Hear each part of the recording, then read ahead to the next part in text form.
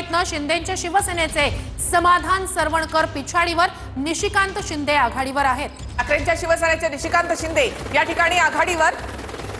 तर पुन्हा एकदा आपण मुंबईचं चित्र पाहूया। मुंबईमध्ये भाजप आणि शिंदे 61 जागांवर, राष्ट्रवादी एका आणि ठाकरे एक मोठी बातमी ती म्हणजे सरवणकरांविरोधात ठाकरेंचे उमेदवार हे आघाडीवरती आहेत, समाधान सरवणकर पिछाडीवर। तर पुण्यातनं सुद्धा मोठी बातमी येते, मुंबईमध्ये शिंदे सेनेचे समाधान सरवणकर पिछाडीवर असल्याची मोठी बातमी। सरवणकर यांच्या मतदारसंघात महेश गायकवाड हे निवडून आलेले होते, त्यानंतर आता ठाकरेंच्या शिवसेनेचे निशिकांत शिंदे 424 मतांनी त्यांनी आघाडी घेतलेली आहे।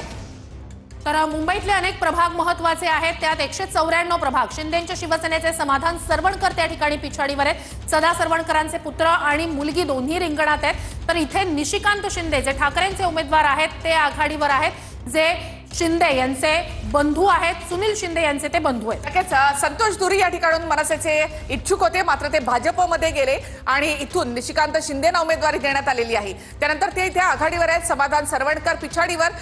शिंदेसाठी हा एक मोठा धक्का असेल। नक्कीच ही महत्त्वाची अपडेट आपण मुंबईतनं पाहतोय। 115 जागांचे कल जे आहेत ते हाती आलेले आहेत। 45 जागांची आघाडी भाजपची या ठिकाणी आपण पाहतोय।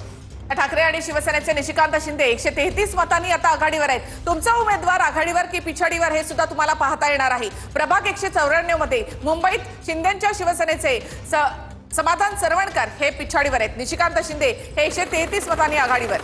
तर आकडेवारी पाहूया। मुंबईतली भाजप 45 जागांची आघाडी, शिवसेनेची 16 जागांची, एकत्रित 61 जागांची आघाडी आहे। राष्ट्रवादी एकाच जागेवर आघाडीवर आहे।